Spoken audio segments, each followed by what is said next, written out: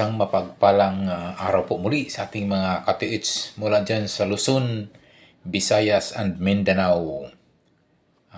Good morning mga katiits at ang ating katiits din dyan sa Mexico.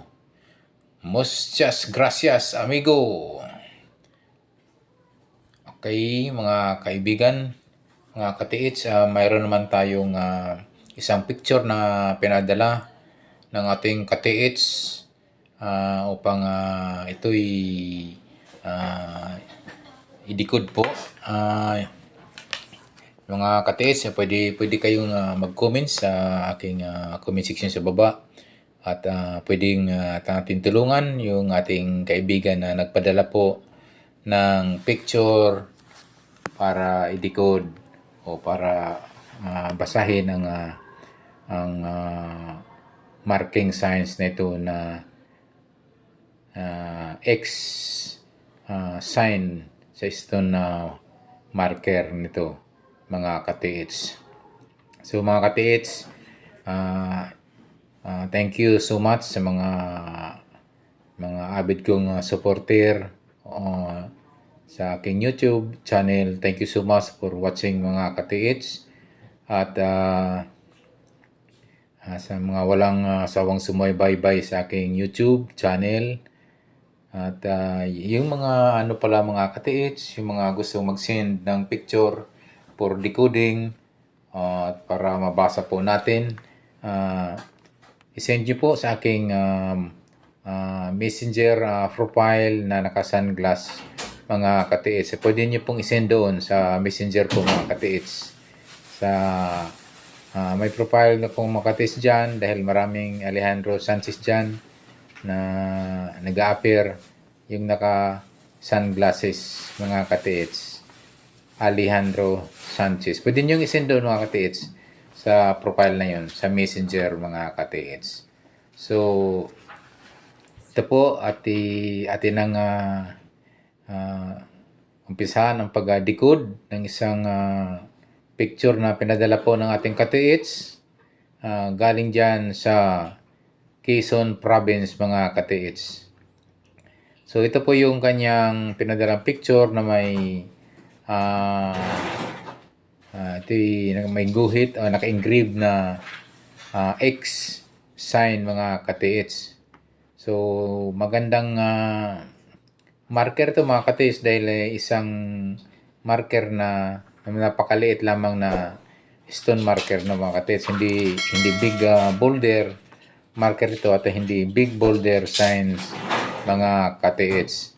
So ito po yung kanyang picture na hugis kwadrado mga katiits.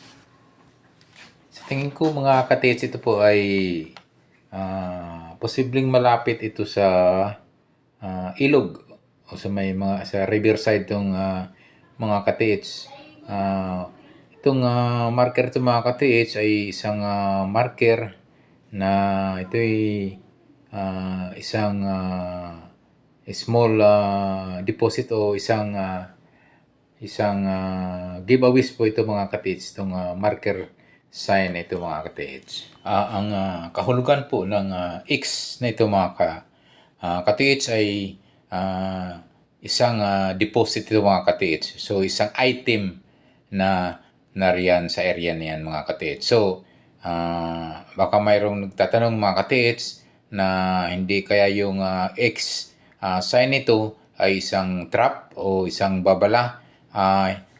Sa akin mga katiits, sa aking pagbasa nito mga katiits, hindi po ito trap mga katiits kasi ang trap na isang babala na sign na X ay may bilog yan, then X sa gitna. So, yung X na to, kung mayroong bilog yan na pilugan at then X, yan ay isang trap,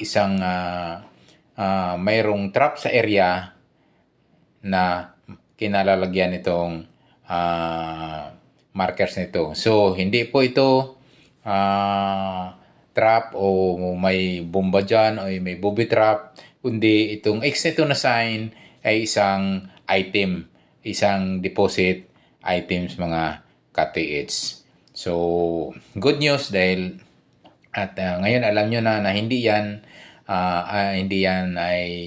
hindi yan trap, kundi isang item po yung X sign markers na yan mga ka-TH.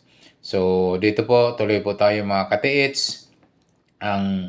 Ang gagawin nyo po ay ating obserbahan o tingnan po yung mga kalapit na area, kalapit yan sa mismong marking area nito, mga 2 to 3 o 5 meters, baka mayroon pong coordinated counter sign markers sa mga ka-TH na pwedeng magtuturo doon sa item mga ka-TH.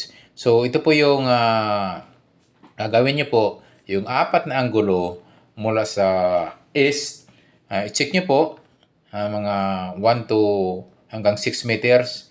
Baka mayroong mga counter sign o baka may mga bato rin ito na may markang X. So, i-check nyo. Ganon din po yung pointing no north area.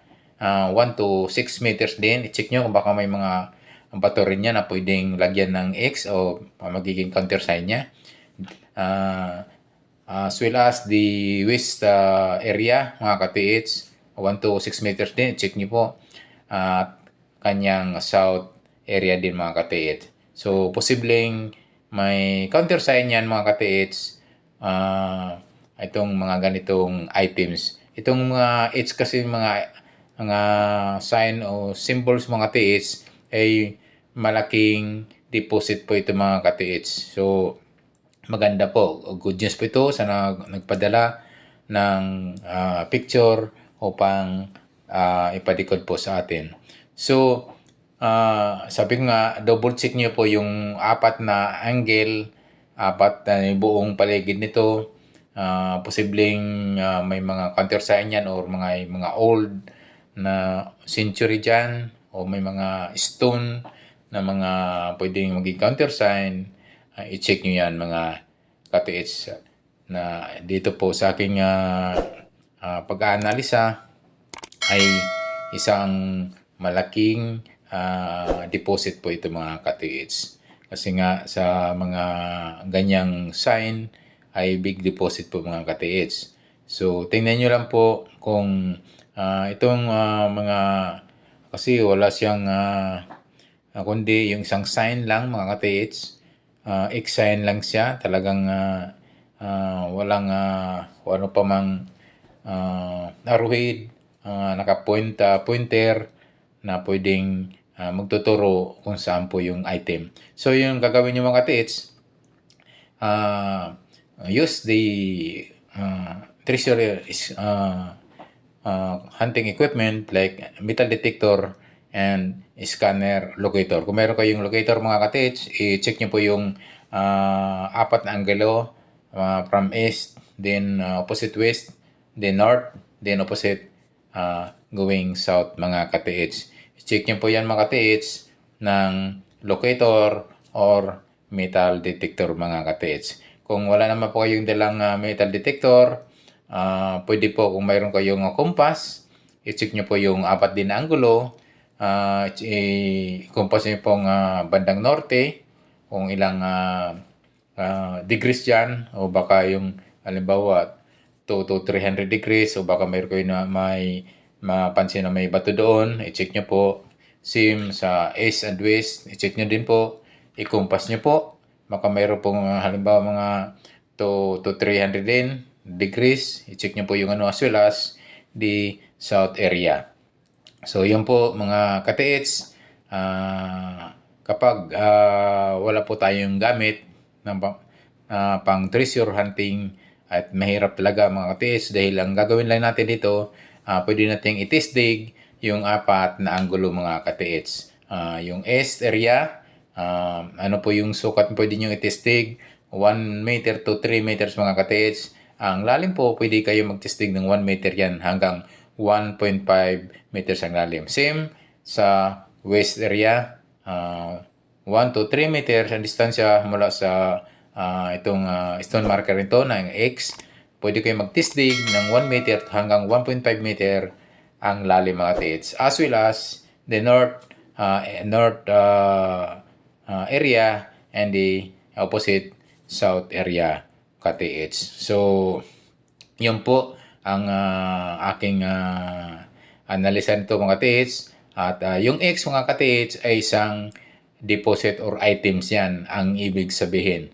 So, hindi yan booby trap sign, hindi yan babalang, hindi yan babala na sign for danger, hindi yan sign of danger, kundi isang sign yan ng item. Muli, thank you so much for watching mga katiits. Don't forget to subscribe and hit the notification bell button para updated po kayo sa aking mga video pang ipapalabas. Maraming salamat po. God bless us always.